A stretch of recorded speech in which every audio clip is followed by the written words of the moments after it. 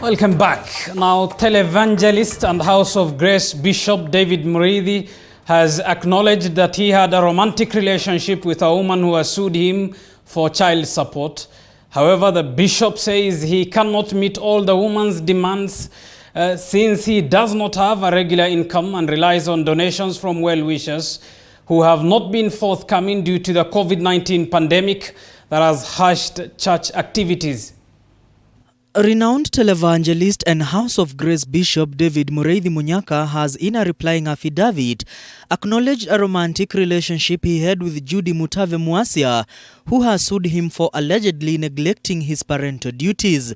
According to court papers, Muriithi says he had a short-lived on and off relationship which ended in the year 2018. Muriithi says the woman did not at any point disclose to him that she was pregnant. Muriithi says, and I quote, "What I do recall is that the applicant kept on complaining that she had fibroids and never spoke about a pregnancy, and it is now that I realize that the applicant never had any fibroids." End of quote. Further, Muriithi says that the first time he learnt with shock about his former lover's pregnancy was when he called her for a casual talk, only for her to inform him she was at St. Mary's Hospital in Langata to deliver a child long after their relationship had ended. Among the provisions the woman wants Bishop Muriithi to fulfill include 100,000 Kenya shillings monthly support, 1,000 shillings for salon, 5,000 shillings for entertainment, 20,000 shillings for shopping, 11,000 for clothing, 3,000 for utilities, 2,000 for son's toys, 35,000 for house rent, 10,000 for house help, 5,000 for electricity, 3,000 for Wi-Fi, 2,000 for DStv, and pay school fees at Gotv school, among other needs.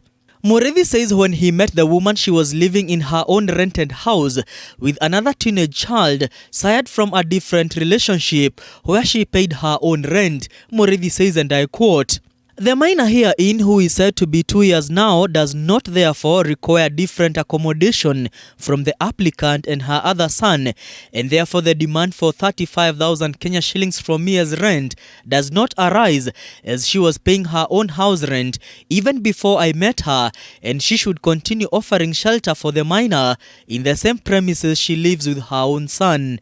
End of quote. Further, Muriithi says the woman was catering for the expenses of water, gas and electricity before the birth of the minor. He claims a child of 2 years does not require Wi-Fi, DStv, as they are not basic needs. On payment of school fees at Gotv school, Muriithi says, and I quote, that the child herein is only 2 years old, and according to the current education system in Kenya, I have been advised that the school-going age is 4 years and not 2 years. End of quote. He says he was not consulted on the choice of Gotv school and cannot afford the school fees. Muriithi says that he will only be able to provide 10,000 Kenya shillings per month for the minor for his subsistence, as well as provide school fees when he attains the school-going age in a school where both parties will agree. Bishop Muriithi claims the woman application is based in a misconceived perception that he lives a high-end life and she is using the application to extort money from him. Muriithi, who claims to depend on donations from well-wishers, say they have not been forthcoming due to the COVID-19 pandemic that has disrupted church activities for close to 2 years now. Mwangi Maina, TV 47, Nairobi.